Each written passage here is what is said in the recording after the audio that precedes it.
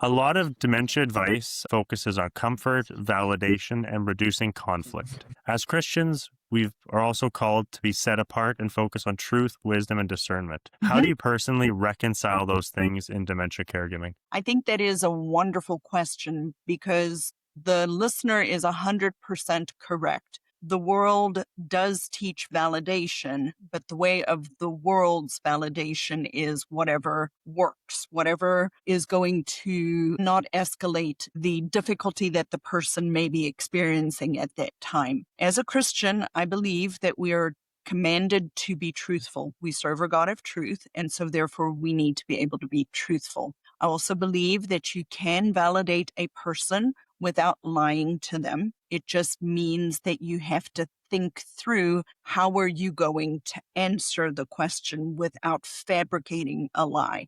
And so a technique I teach people is to understand that no person likes to be told no. So I don't start the Mhm. conversation with no. I start it with yes, whatever the person has said. So they're trying to leave the house. Yes, it looks like you're trying to leave the house. And then you redirect and validate in the next sentence, not using the word but and. So yes, you're trying to leave the house because you think mom is at work. And it sounds like you're missing mom. Why don't you tell me about her? So validating what's going on, meeting the person where they are, and then providing them with a truthful answer, but not bringing them to my reality, but not all the way meeting them in what their misbelief is about whatever the situation is. So I hope that was helpful for the listener. So you often hear a lot of this idea that their reality is so important. We should enter into their reality. And you gave a bit of an example and you touched on it. Can you dive a little bit more? Let's say that it is sundowning and I'm really upset. Let's kind of walk through what this could look like. So I'm personally with dementia, and you're the support, the family, the caregiver, whatever the dynamic is. Mhm. I want to go home. I need to see my mom. They're waiting for me. It's dinner time. I need to go. Get me out of here. That is such a common scenario, isn't it?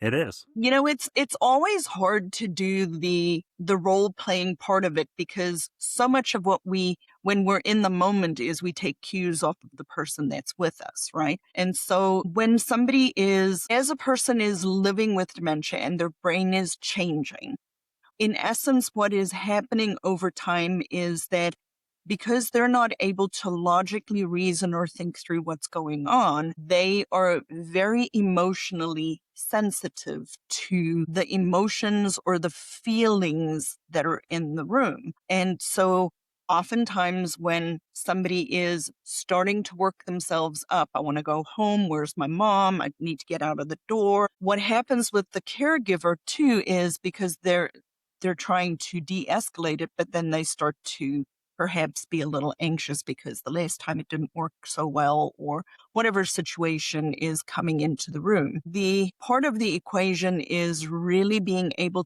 to keep your own emotional energy, your bandwidth under control, and at the same time meeting that person where they are. If they are truly believing I need to go home to my mom, then we need to look at the situation and say, okay, what is the emotion? I may be anxious. I'm afraid. I'm scared. I feel unsafe, right? So if we can meet that emotional need of that person is feeling unsafe, then perhaps we can start to de-escalate or change the situation. I usually will try as much as possible to stay in that moment with the person and then be able to use the techniques of validation, but without lying. And having said that, if they continue to escalate, sometimes we have to kind of go with the flow, right? We may have to get in the car and go for a drive.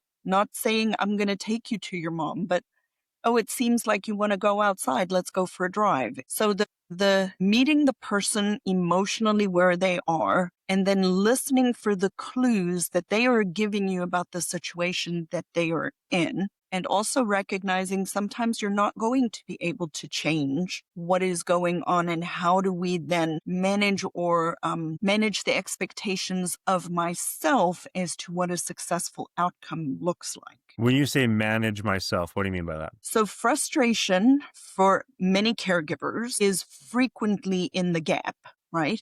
The gap between what is and what I want, or the gap between where the person is and where I think they should be, right?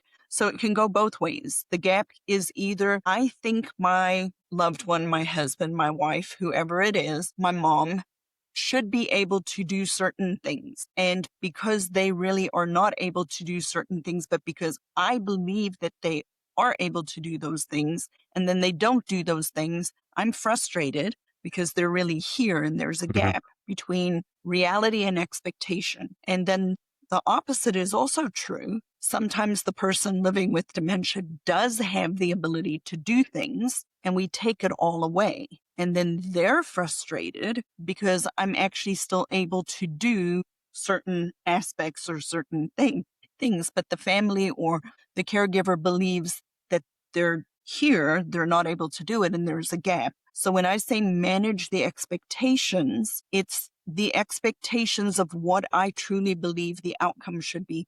I'll use a concrete example. I have a client right now, her mom has passed. However, she was struggling to get her dad, who also lives with some form of dementia, in the shower. And in our conversation, I asked her what the outcome is. What's the result she wants? And she said he needs to take a shower. And so my advisory role with her was, is that truly the outcome that we need? Is that he take a shower? Or is the outcome that we need he be clean?